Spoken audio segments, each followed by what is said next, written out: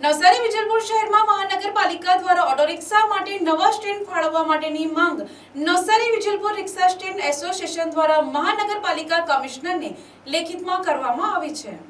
છેલ્લા ઘણા વર્ષોથી નવસારીમાં રિક્ષાના માટે નવા સ્ટેન્ડ ફાળવવામાં આવ્યા નથી। તેમજ હાલમાં જ્યારે નવસારીને મહાનગરપાલિકા જાહેર કરવામાં આવે ત્યારે શહેરમાં ફરતી રિક્ષાઓ માટે જૂના રિક્ષા સ્ટેન્ડ મંજૂર કરવા તેમજ અમુક નવા સ્ટેન્ડ ફાળવવામાં આવે તો રિક્ષાઓ રસ્તા ઉપર ફરતી ઓછી થાય, જેથી કરીને ટ્રાફિક સમસ્યામાં પણ રાહત મળે તેમ છે। તેમજ Navsari Vijalpur auto rickshaw association તરફથી અગાઉ પણ ટ્રાફિક વિભાગમાં સ્ટેન્ડ માટે અરજી આપેલ હતી, પરંતુ મહાનગરપાલિકા બન્યા બાદ એમાં પણ સુધારો કરવાની જરૂર પડે એમ છે। એમ જણાવી Navsari Vijalpur auto rickshaw association દ્વારા નવસારી મહાનગરપાલિકાના કમિશનરને લેખિત રજૂઆત કરી નવા રિક્ષા સ્ટેન્ડ તેમજ જૂના સ્ટેન્ડ પાછા ફાળવી આપવાની માંગ કરી છે।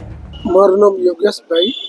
અમે રિક્ષા ચાલકો બધા અમારા એસોસિએશનના અનુસંધાને અહીંયા ભેગા થઈને જે નવસારીમાં અત્યારે અમારા રિક્ષા સ્ટેન્ડો જે છે તે અત્યારે થોડા અસ્તવ્યસ્ત થઈ ગયેલા છે।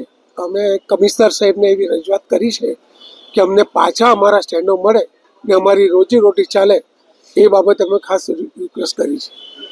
નવસારી ઓટો રિક્ષા એસોસિએશન પ્રમુખ ગણેશ કાનકાટે હાલમાં દેવ ચૌધરી સાહેબને અમે આવેદનપત્ર આપવા આવ્યા છે। નવસારીમાં ડેવલપમેન્ટ થાય છે, ડેવલપમેન્ટ થવાથી અમને કોઈ વાંધો નથી, પણ વાંધો એટલા માટે છે કે અમારા જે 50-100 વર્ષથી જૂના જે સ્ટેન્ડો હતા એ સ્ટેન્ડો ત્યાં ને ત્યાં જ પાછા રહી અને અમને ત્યાં જ પાછા સ્ટેન્ડો આપે એવી અમારી લાગણી છે। લાગણી એટલે અમારો આ પેટનો રોટલો છે, આ પેટનો રોટલો કોઈ છીનવી નહીં શકે એનું કારણ છે કે આજે અમારા બાપ દાદા જે રિક્ષા ચલાવતા આવ્યા છે, મોટા લોકો તો પોતાના એપાર્ટમેન્ટ બગલા બાંધી લેશે, પણ અમારા રિક્ષાવાળો એક રિક્ષા ચલાવીને એનું ઘર ચલાવવાના છે।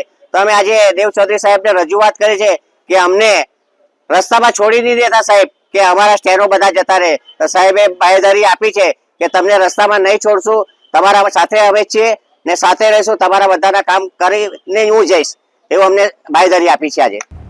Bureau report NTC news Navsari.